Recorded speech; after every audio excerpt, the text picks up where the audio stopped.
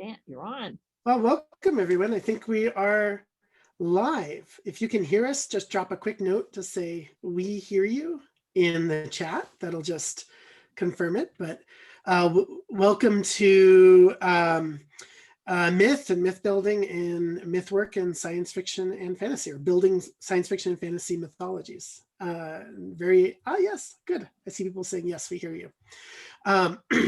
So hope you're all enjoying virtual MileHiCon. Let's just start with some introductions so you can get to know the panelists. I'll do a brief one for me and then roll over to the panelists. And just to give you first a little bit of what to expect out of this panel. There's going to be a lot of talk between the five of us, but we want to take a lot of questions from you. We want this to be as interactive as it's possible to be in a Zoom format where you're all typing in through chat. So as questions occur to you, there is a button down near the bottom. You've probably already used it in other panels. It's the QA button, Q&A. Use that one. That'll be the easiest for us to organize and to make sure we get to questions as they come in. But first, welcome. I'm Stant Latore. I'll be moderating today. I'm a novelist based out of Colorado, known for the Zombie Bible, which is biblical tales retold as episodes in humanity's long struggle with the hungry dead. Ansible, which is about 25th century Islamic telepaths who time travel and transfer their minds across space and time, trying to defend humanity from mind-devouring predators, and sundry other works. And then if the panelists would introduce themselves, beginning with Carol. My name is Carol Berg, and also Kate Glass for a few books. I've written epic fantasy, fantasy adventure, mythic fantasy. I'm a winner of the Mythopoeic Fantasy Award for building mythologies for my series Flesh and Spirit and Breath and Bone. This is one of my favorite topics. But my most recent book is where'd it go? Oh, excuse me. Nice to be right here. A Conjuring of Assassins. Ooh, the title. That's beautiful. Looks very interesting when it's mirrored. That's my most recent book. It's part of my Kate Glass Chimera trilogy. The third book will come out, The Summoning of Demons will come out in this coming February 2021. And I'll be doing a reading from that at 6 this evening. So from A Summoning of Demons. So, but anyway, I also live in Colorado, up in the smoke in Fort Collins. Oh my, stay safe. For those not currently in Colorado, our state's on fire at the moment. Pretty bad. Yeah. Maybe not quite so much as California, but pretty close. Mm-hmm. Karina. Hi, my name's Karina Bissett. I live in Colorado Springs. I write everything I write has myth and fairy tale in it. I'm pretty much a junkie when it comes to those topics, myth, fairy tale, and folklore. I have had quite a few short stories published. I write poetry. I write some creative nonfiction. And I just finished my debut novel. It's currently being edited by Angela Slatter in Australia. So I'm really excited to be here. I love this topic, and I'm excited to talk. I'm excited to discuss it with everybody here. Should be fun. Yeah. Jane. Okay, my name is Jane Linsgold. I've written about 25. I've had published about 25 novels and 70 or so short stories. I love, like you, the myth junkie is how I would describe myself. The bookcases in my office that never change are my myth, folklore, fairy tale, and I have 2 7-foot bookcases pretty much packed. My most recent works are the 8th book in the Firekeeper series, which is called Wolf's Soul. And I'm currently working with my longtime friend, David Weber, on the 4th book in our Star Kingdom series, which is prequels set in his Honorverse. So I write all over the place, from hard science fiction to some fairly surreal stuff. And no, I don't have a title I'm going to wave around.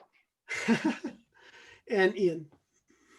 Ian Brady Cannon, local writer in Colorado. Last year I published my first novel, Day at George Armand's Place. It is an interdimensional hotel run by two gay shape-shifting magic dragons, and it has everything in it. Science fiction, fantasy, steampunk, horror even. I worked a little bit of everything into it, but I'm actually almost done with the sequel. Been working on that lately. Very close to finishing that up, and hopefully I'll have that out early next year. Oh, fantastic. Yay. Hey, congrats, man. So an August panel, let's dive right in.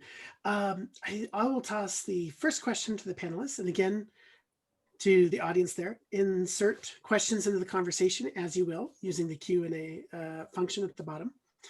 How do you, when you embark on a new project, and knowing that most of us in this room are indeed myth junkies, how do you start weaving myth into the project or working with myth in the project? And this time we'll go in reverse order, starting Ian, and then people can kind of jump in as they please. I guess it depends on the project. I have a few short stories out there that are directly, going off the myth. And, I've done your basic Norse and Greek. In fact, one of my stories I haven't sold yet is Greek mythology in modern day dealing with the zombie outbreak. And that just came about because my kids asked, do zombies have gods? And I thought it'd be interesting to actually see mythological gods deal with zombies. I had never seen that before. And so that was a story where, okay, I'm doing zombies. What pantheon would work best with that? And I actually looked through them all and went, yeah, I'm going with the Greek. Just it felt right, especially with the story that came about it. But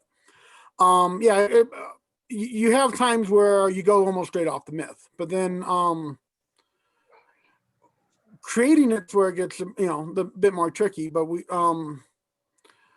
that once more it depends on the story. If the god, it depends on how important the gods are, and if you need the gods to be super immortal, if you need to be them, not quite as living up to their reputation, because both, I've done both of those. And like I say, it all depends on what is needed for the story, I agree with Ian wholeheartedly. It depends. What has to come first is what you want the story to do. And I've done, I think for me, sometimes I get really interested in pulling together things that the question of why people believe a certain thing or how they're going to cope in a certain way becomes the heart of why I'm using the mythic material. I don't do a lot of straight retellings. I figure the original is fine, but I am very fond of taking the material forward into another context. So in my book Changer, which came out longer ago than I want to admit, I was interested in the theme that has become much more popular now than it was then, of immortals among us, and what would they do, and how would they cope, and how would they deal with not multicultural. I mean, I've been interested in multicultural myths and portraying a world where multicultural mythological figures continue to function and interact with each other rather than taking one and superimposing it on a world. So in Changer, the question of mythic archetypes underlies a lot of things. So you have gods of, it's interesting how many cultures have gods who are both of storm and of iron, for example. And so are these mythic, these people who are living today and who are representative of these mythic archetypes, are they going to get along? Or are they going to view each other as rivals or whatever?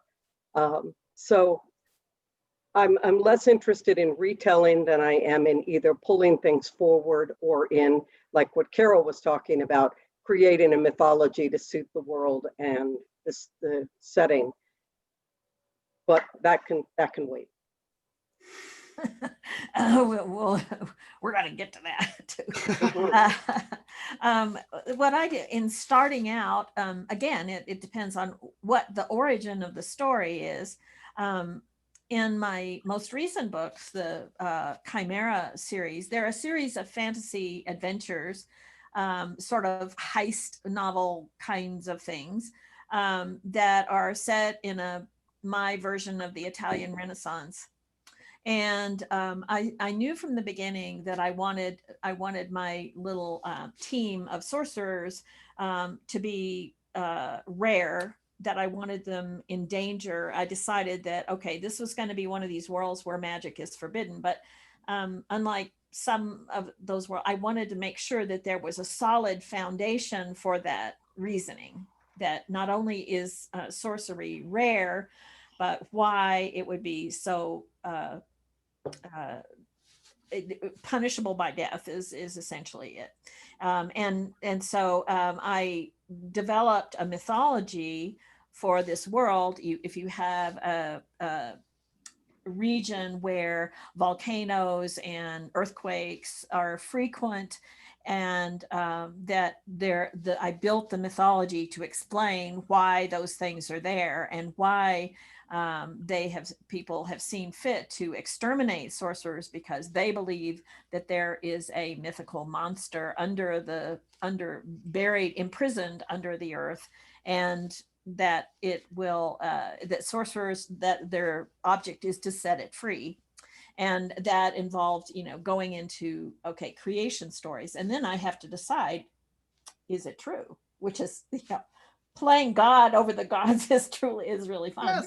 Yes. Whereas when I started Flesh and Spirit, and which turned into Flesh and Spirit and Breath and Bone, I have this habit of getting long and expanding stories. But anyway, I had no idea for that. I knew that this was again, it was a group, a continent essentially, that was under assault by something like our little ice age, a dramatic shift in the weather, and that there was a civil war going on. And in other words, it was this essentially a very prosperous and lush, what had been a prosperous, lush, and advancing country, was thrown into chaos by plagues and the weather, sort of like 2020 here, except, 1,000 or 2 years ago.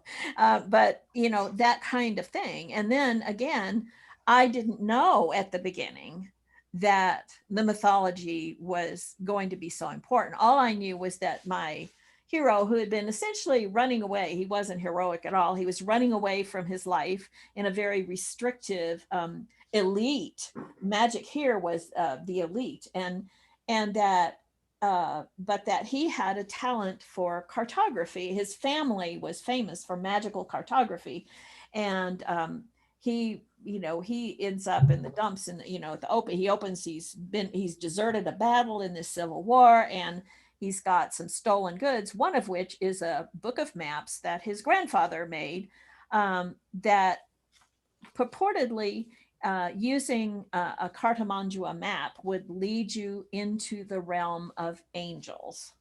And so one of the things I had to decide, because I wanted it to be extremely valuable, and that he knew it and his buddy, his army buddy, didn't know, and that it's this book leads him into a cabal that is beginning to understand what's going on in the world. And the mythology grew from that circumstance, and the circumstances of me trying to figure out why the world is in such terrible shape, and what Valen's role in it's going to be.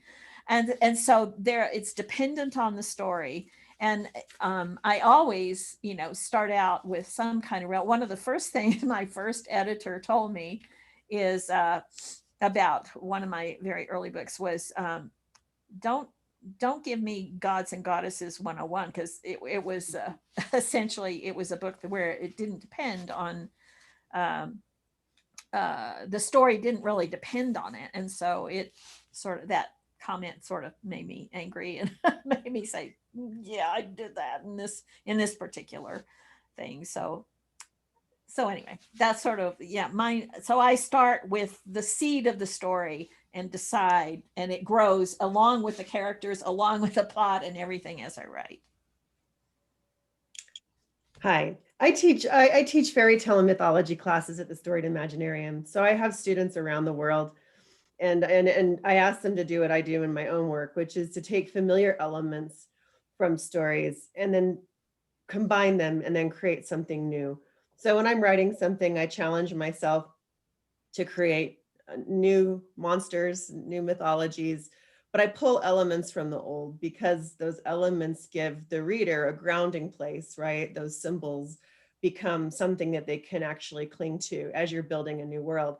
So I think rules of magic are very important, that they need to follow a line. And I think that just building a religion, because it is religion, right? Your mythology is your religion. So you have to think about the social atmosphere, the community, the political, and the environment, like Carol was talking about. And those things help to create your new mythology. I'm working on a story right now that deals with a desert. It's a desert race, and they're pushing the sands out and trying to cover the entire world with desert sand, right? And so I have a priestess hood, and it's all female, and they turn into serpents. They write spells in the sand, and then it comes onto their skin. They shed their skin, and it activates spells for war.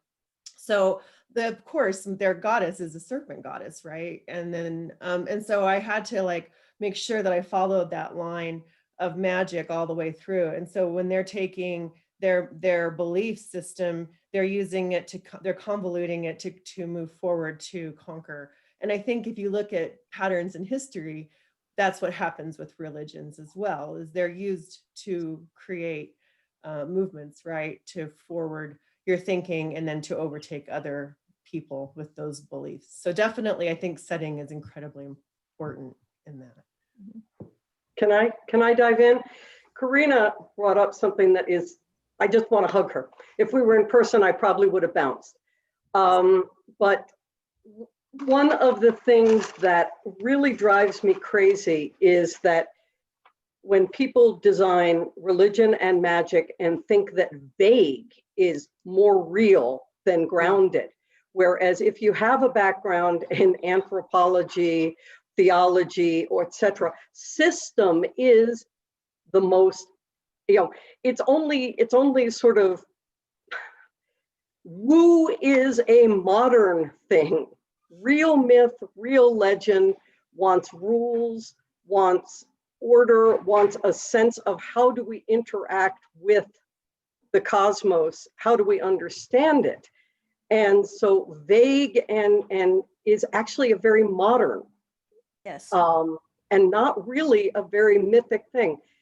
I've been reading Rick Riordan's very funny retelling of the of 12 Greek hero tales.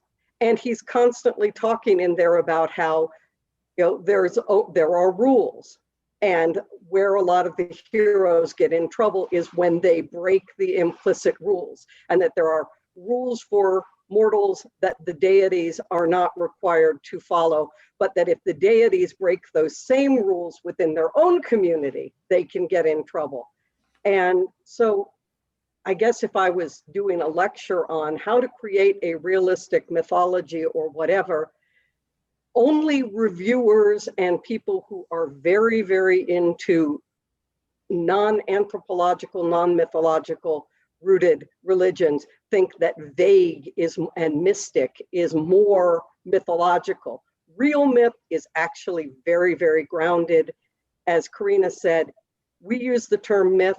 When I taught a course on mythology and literature many years ago, the first thing I said to my students is, the word myth has come to mean a lot of things in modern language, including not true. But what we're really talking about is other people's religions, which in some cases are no longer being used because that culture doesn't exist anymore. But we're not talking about something that is automatically assumed to be untrue. Right. Thank you. I'll shut up now. No, that resonates with me so much. I'm so glad that we brought up anthropology. and the connections between myth, religion, and ritual, because myth is so specific. Even when you're thinking back to those Greek hero tales, they're incredibly specific. The entire Odyssey, among other things, revolves around that rule of how you're supposed to behave as a host and how you're supposed to behave as a guest, and all the different ways those rules are broken. Through the current project I'm working on, I have a far future colony world that in the past was fauna formed. Different ecological niches were either taken over or infiltrated by species drawn from the genomes of Earth's pasts. So it's a dinosaur world. It's shorthand for that. And what fascinates me in any genre I'm working in is working with culture. And so I have this culture that is distantly descended from various Slavic cultures, but is living in this frontier-like world. And what fascinates me is working with, okay, what myths have developed while they're on that planet, and how have the myths from the solar system, and how have the stories and the folk tales transformed themselves into this new cultural climate as well.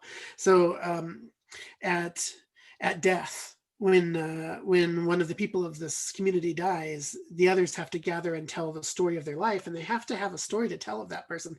They have to have lived a worthy enough life, and the story has to be entertaining enough that it will satisfy Grandma Yaga enough. He will grant the dead person passage across the ghost prairie in her walking hut, that rather than on chicken legs, it's on raptor legs, and it's going to struggle. Nice.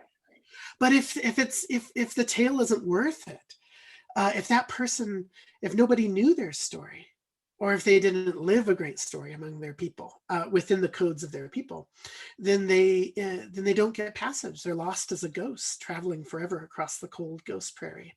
And, bouncing to what you're doing there is then we get the moral guidance for the culture. Yes. Because here's a culture that is encouraging people to live a full and vibrant life, because that is what will earn them not necessarily a good life, but at least a full and vibrant life, so that worthy of a story. So that you build a story. That's very cool. I like it. It also forms the basis for ethics for their culture, right? Because one of the things that's going to be going on in that culture is the belief that it's very important for everyone's story to get told. And how does that get lived out? Good. We have a question that's come in that might be a great segue from here on into creating mythologies, from Jim Henderson in the audience. He says, as you create fictional mythologies, how do you draw on earthly mythologies, and how careful do you feel you need to be in doing so? And Jane, would you like to take that one first, because it edges on something you were just talking about? Okay, though I feel I've talked too much. I am a scholar. I have a PhD in English literature. My dissertation was on the Persephone myth in D.H. Lawrence. So how careful am I? Oh my God, my research for anything, even if it's minor, tends to be fairly detailed. When I used Chinese mythology for my Breaking the Wall series, which started with 13 Orphans, and which has its roots in taking a myth forward.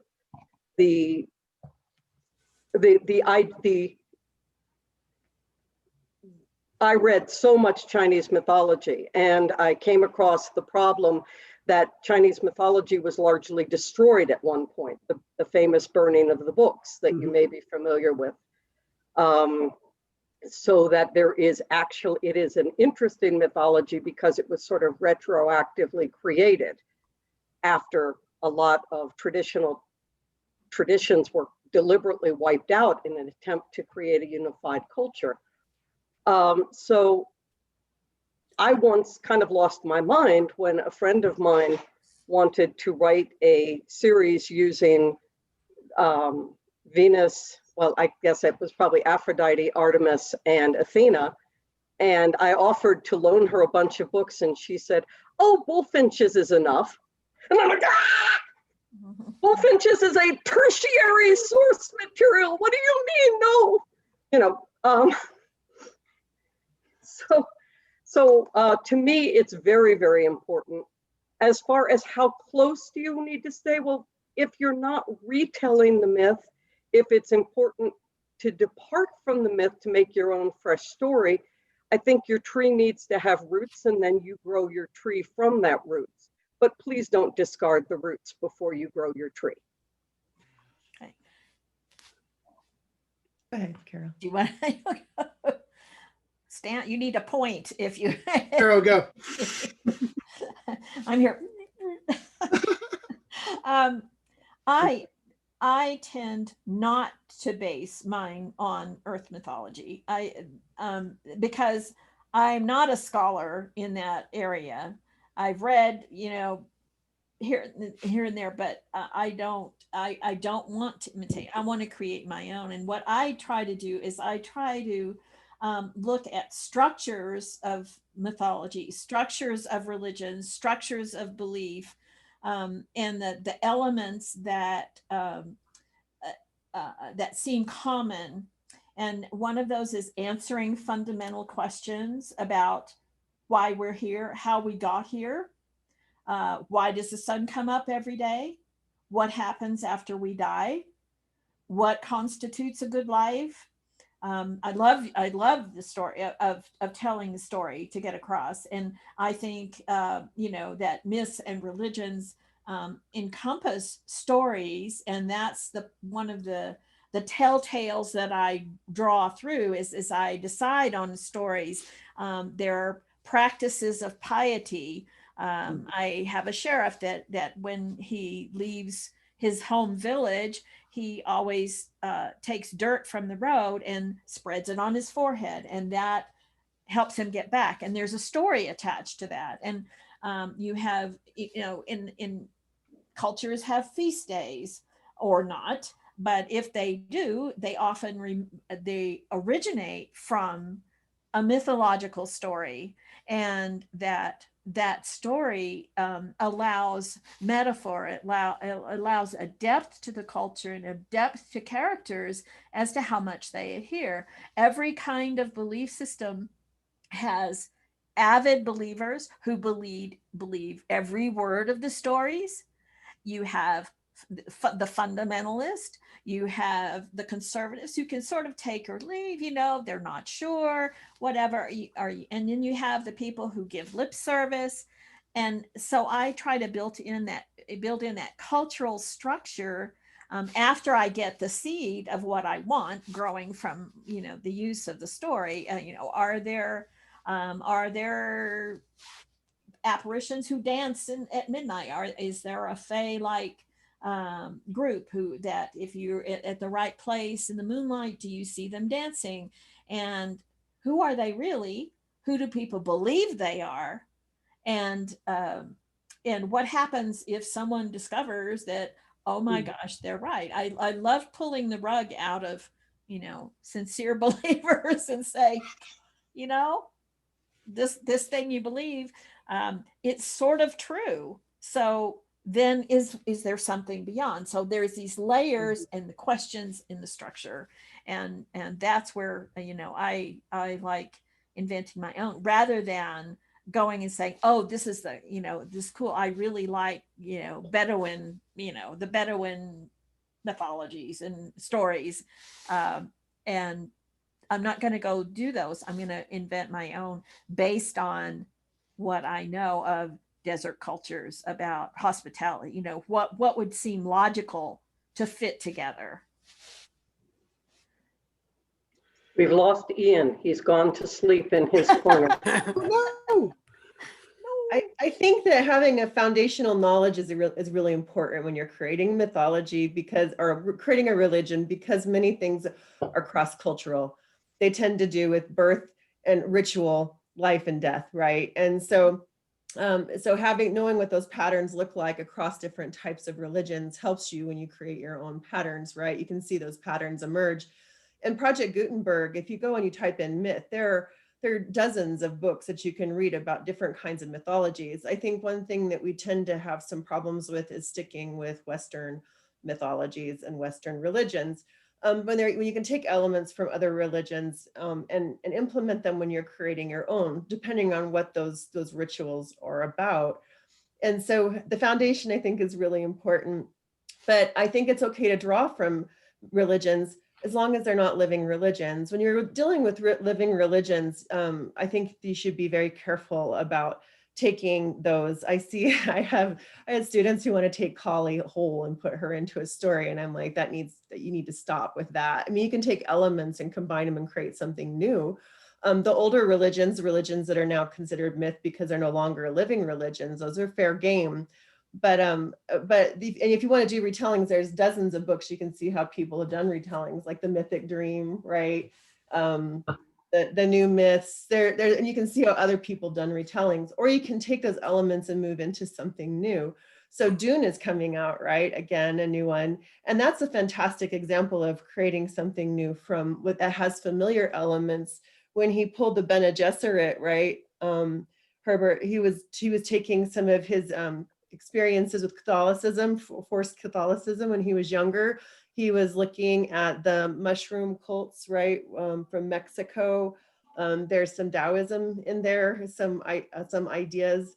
And then he took these different elements and created something new that still had a sense of familiarity to it, which I think kept it grounded for the readers and helped them immerse themselves into that world a little easier than something completely foreign and strange. So as Carol was saying too, right, having those basic ideas, the feast days, your rituals, baptisms, death, rituals around death are incredibly important.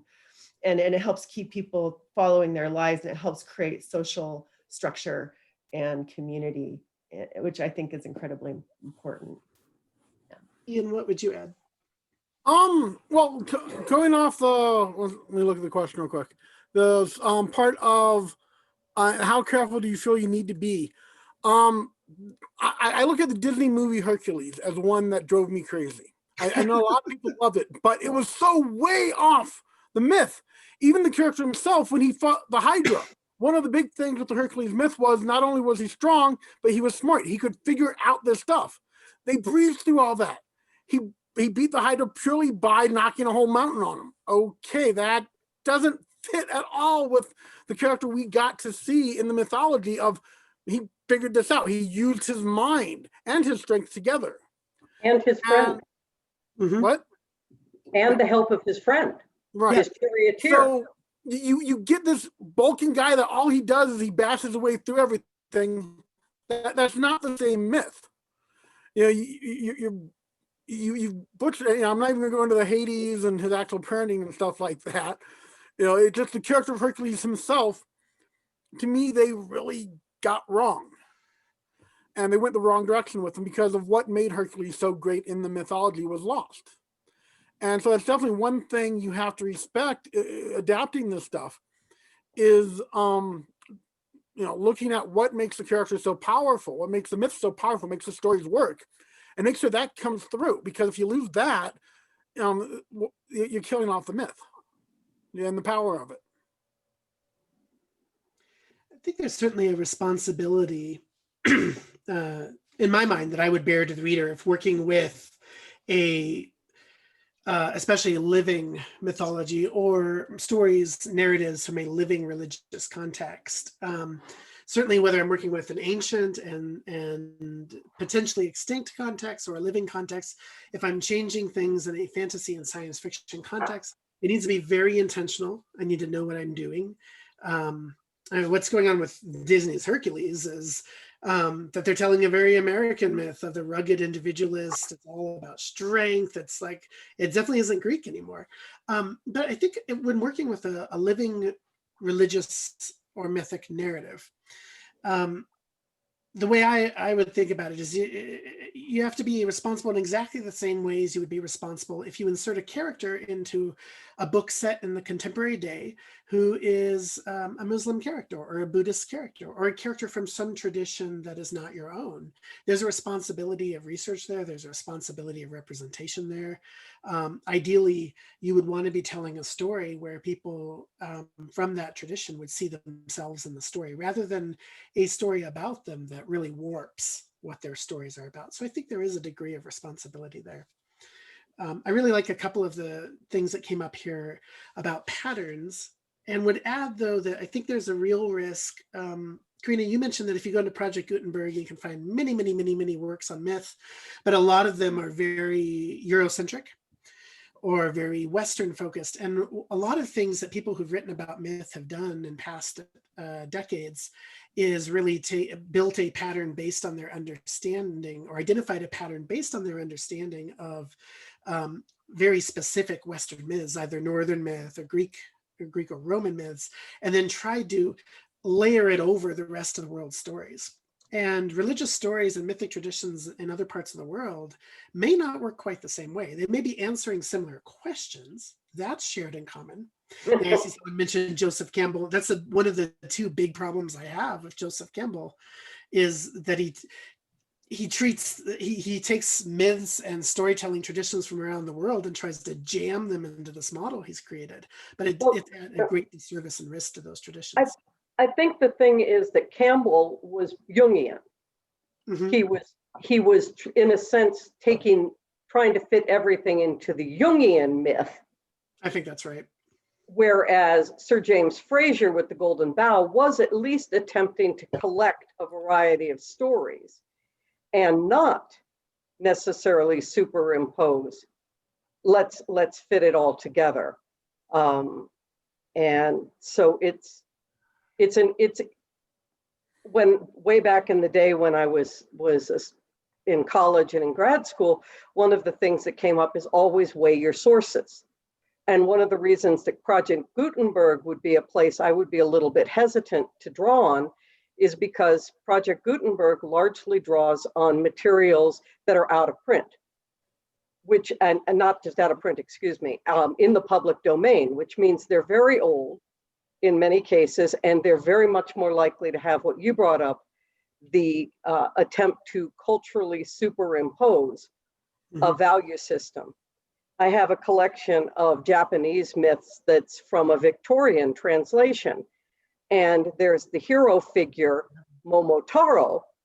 And in this Victorian translation, he's called Little Peachling. Momotaro simply translates as Peach Boy. And it's because he's born, like a lot of mythic heroes, from an unusual birth, in his case, out of a peach pit. But just translating Momotaro as Little Peachling superimposes an entire value system, it cutifies it, etc. So I would be hesitant to draw on Project Gutenberg without very carefully weighing the sources and where they're coming from, and try and make sure that just because it's in the public domain doesn't necessarily mean it's a good source. I have a lot of very old stuff too, don't get me wrong, but if it's from a century back, there may have been some good research since then. A source I'd like to recommend that to my mind, every young writer working with mythic traditions should read, that's relatively recent, is Stephen Prothero's book, God Is Not One. The study of 8 major religions, and there's certain things about it that are very simplistic, but one of the things that's incredibly effective for writers in this book is it's an analysis of how religious stories work from a storyteller's perspective. And he makes the point early on that in the 70s it was very in the height of woo, it was very common to say, to make the claim that all religious stories are like mountain climbers heading to the same summit. And as Prothero's says, no, religious stories, you can compare them to mountain climbing, but they're climbing to different summits. So let's look at how these stories work. And he identifies a set of questions that religious stories around the globe and throughout time try to answer, but the answers are so fundamentally different that the structure of the narratives diverges enormously. And it's an incredibly useful book. It's not specifically about myth, but it's about how the narratives that beat at the heart of religions get formed and why, and how they work. And I think that's an incredibly useful source text for writers. One thing to bounce back into, something that Carol and Karina have discussed very nicely, is inventing your own myths by having an awareness of what myths draw on. I'd like to toss out sometimes it's really interesting to create a culture that knows one basic answer. In the project I'm currently working on, they don't believe in reincarnation. They know they reincarnate. And just that particular thing, all sorts of questions that where the question of life after death is a belief versus knowledge, the ripple effect is huge. So at one point in this story, a character who is from our world says, but if you believe in reincarnation, why are you afraid of death? Because you know you'll come back. And it says, well, that doesn't mean I want to leave now. It doesn't mean I want to leave my friends. It doesn't mean I want to leave my family. Just because I know I will come back. I won't come back to this time. I won't come back to this place. But so it's sometimes really a lot of fun to take one of the questions, whether it's about birth, it's about death, it's about the afterlife, it's about why were we created. My books, Artemis Awakening and Artemis Invaded, in which Artemis is the name of a planet, deal with a culture that has evolved with the basic question of why were we created? They know. And again, it's really fun to world build, taking one of those questions that religions seek to ask, provide an answer, say this no longer needs to be taken on faith, we know, and then see how everything else changes when you know something that is otherwise a matter of belief or faith. And then you can extrapolate out the other answers from Exactly. there. And maybe different factions of this culture have different answers to the other questions. Yes. Driving from that one ground to Jim's note in the chat. Yes, they know this one thing, but then when they go to answer the other questions based on that, they might reach radically different conclusions. Yeah, Look it's at very exciting. how much Americans disagree about very basic things, even though they have certain things in common. Yeah.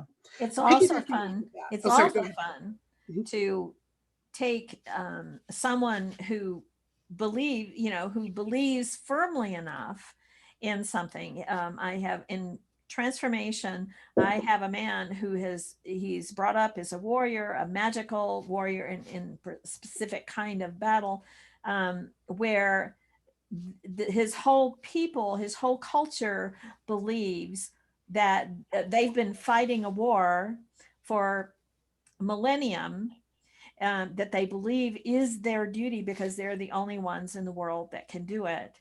And then to pull the rug out from under that person. Oh, nice. Here you have a very faithful person who he's devoted his whole life to this. And that through the story, you pull the rug out. And then you say, what happens to a person who believes they know the answer and they discover that there's a story there, that the story, the myth that propelled this incredible dedication of a people is wrong. They got it a little bit wrong. And the truth is something else, and it's something else you have to deal with. And that's what you talk about, the ripples moving out. What happens to this person who discovers this and goes back to this culture? It's like, a kid goes off to college and they come back and they're never the same. And for good or ill, but it's that's a delight as a writer, because all of this ends up rooted in characters in our story that we're going to tell, because the mythology, that's not the story in general. That's not the story we're telling. We're telling the story of people who are involved in, affected by. Some stories aren't. Some, they have a structure and the story really doesn't deal with that. But in the kinds of stories that we're sort of talking about, it really does. And sometimes that kind of a fundamental change, it reveals who your character really is. Yeah, I saw something ripple by the bottom on the chat. I'm sorry, Ian, please, I'll shut up. Well, I was thinking of Babylon 5 with Minbari, how they knew their souls got reincarnated. And the whole switchover thing was when they found out that the souls are now being reincarnated in humans, a race that they didn't think was very important. And that changed the whole fundamental, but the people that knew it couldn't just straight out tell because they knew how big of an impact that would have. You know, this was going to change the whole society.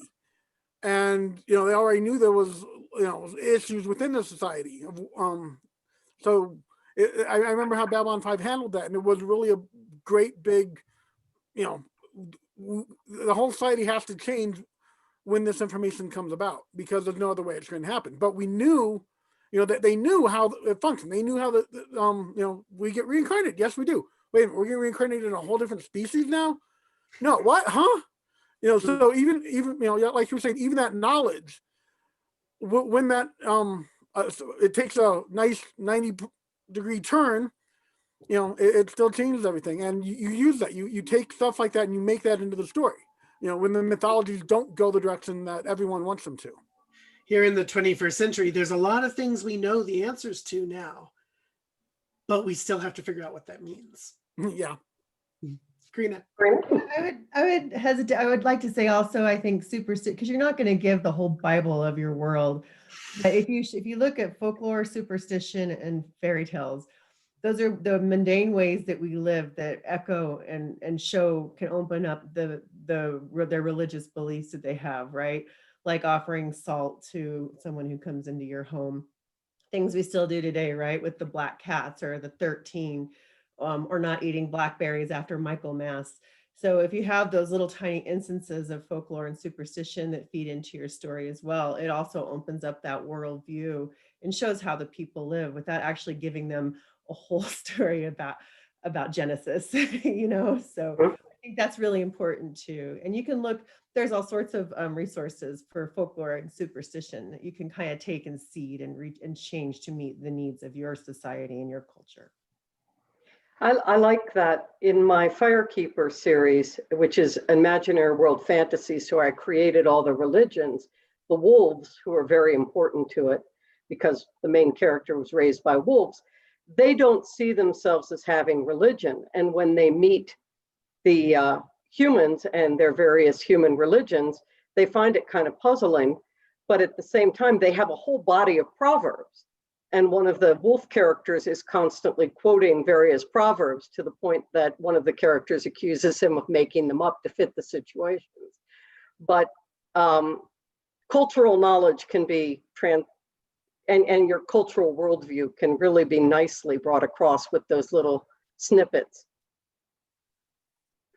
As we come close to the end of the time here, I'd like to take something we've started talking about and form it into a question, which is,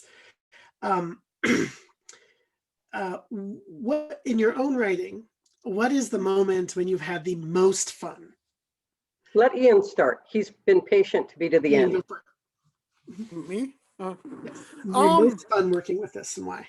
Well, going on with George R. R. Martin's place, one of the things I've done is I've taken the characters of George R. R. Martin and I do short stories with them going on vacation. And so basically I take them and put them in odd situations, and of course, you know, the master made dragon, so the reactions are not going to be what you expect. So the first one I did was a weird Western. And I went and found a cryptoid that I thought was amazing. It was called Slide Rock Bolter. Basically, it's a giant land whale that hooks itself to the top of mountains, releases its tail, and comes, you know, rushing down. And in writing, so I decided to use that. And it was so weird because no one had heard of it. So I actually had people saying, "Oh, that's a cool creature you invented." No, I took it from pre-existing stories, pre-existing myth. It was just such a bizarre creature that was out there. No one knew of, so I could do anything I wanted, really, because there's not much on it. I actually have tried multiple times to look up and see what other stories. But it was just such a unique thing that no one knew about, and I could put it in there, and everyone was like, "Oh, whoa, this is a cool, unique thing." Like, I wish I could take credit for inventing it. All I did was took something that was out there, put it in my story, altered it a bit to fit what I needed to. And, you know, that's one great way to do your own myth. Look for these obscure little things that are out there that no one is really that familiar with, but are interesting, that have something more to them. And, you can really make some unique stuff out of what is out there and no one knows about. Absolutely. Carol. So when do I have the most fun? I think it's once I've figured out how, so I write these bits and pieces through the story, and all of a sudden there comes a time when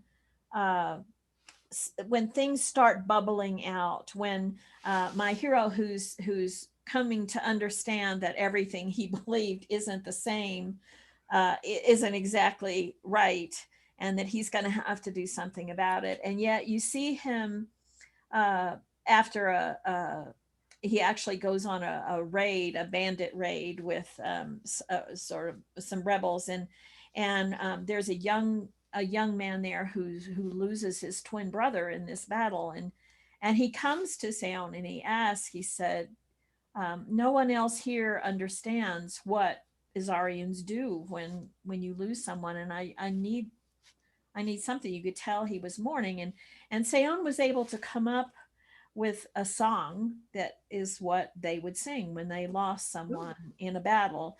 And that, I didn't think about that. I just knew. It's like it bubbled up from the structure I had built up to that point, and the character that I had built up to that point. Of course he would know, because I always said, this inner tension is that he is a compassionate warrior, that's what he is. And that's what you do. And so I love it when these little telltales of your underlying mythology tell you that it's taken on life.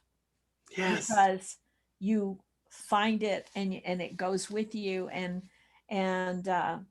even at the very end of the 3 books, when he says, I'm not sure who's listening, but it's tales of courage that tell us that there is something there that infuses us all, something sort of like that.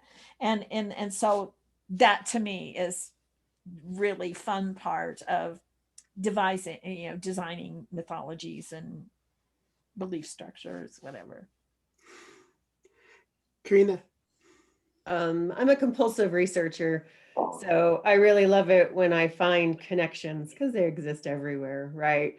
And so whenever I find connections and I follow those rabbit holes, and then I find something that's real, that then connects to what I'm writing, I feel like I've found something special, and I'm able to layer those things into my stories. And I doubt anyone ever reads them, but it excites me because I've been able to take those elements, the colors or the symbols or anything like that, and blend it in with my stories. It's like a treasure hunt for myself. That's my favorite part.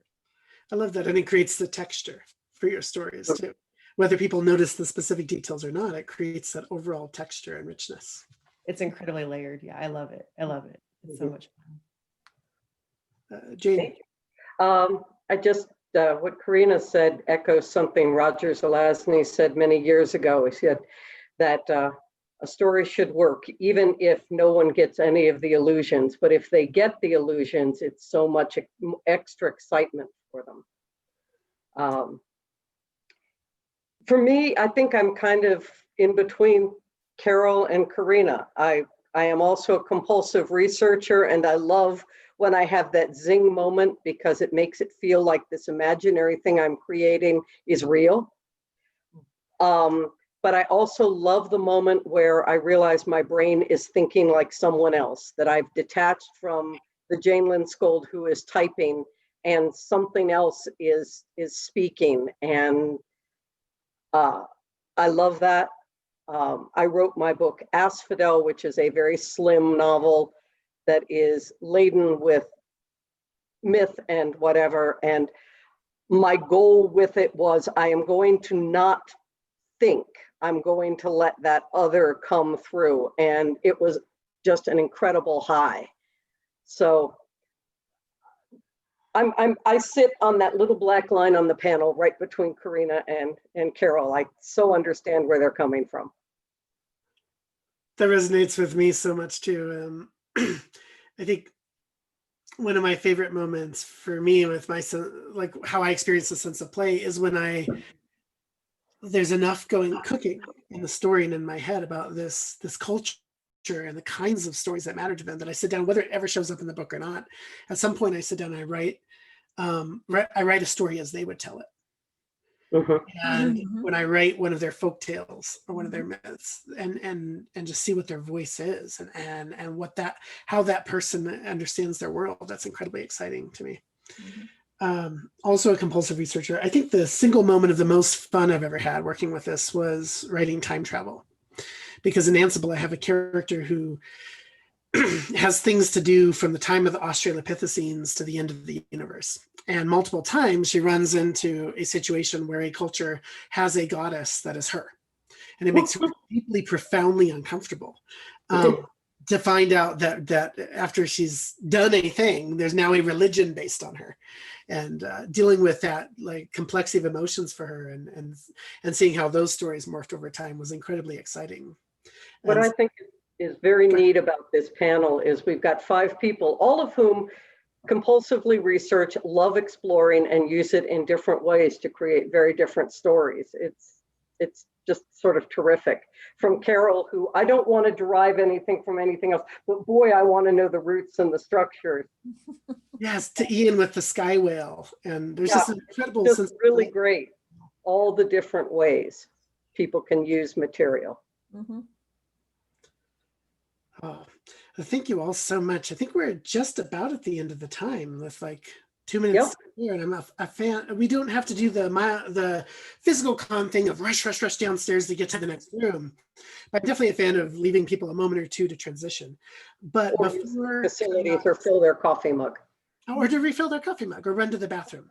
But if anyone does have like a final comment or question they want to throw out, speak now, or as they say at weddings, forever hold your peace. Or you can also, I mean, what we were doing yesterday Thank you, at the Becca. panel, we would hang out in the Discord room. That's a wonderful idea. I would go over to the Discord room if somebody has questions or wants to talk something, we could do that as well. I'll join you there as well. Thank you, everybody that submitted questions. Thank you for the conversation in the chat. And thank you to all of my fellow panelists. This was a fantastic. I will not be in the Discord room because I'm going to go move furniture, but take care. I'll be in Thanks, Discord. Ian. Thank you. Take care, everyone. You too. Bye-bye. Hey. Bye.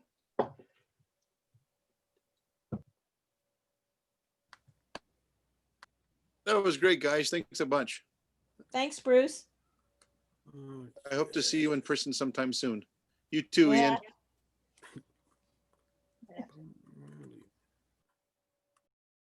No, go ahead. Give me a second. Oh, no, it's over. Okay, it's over.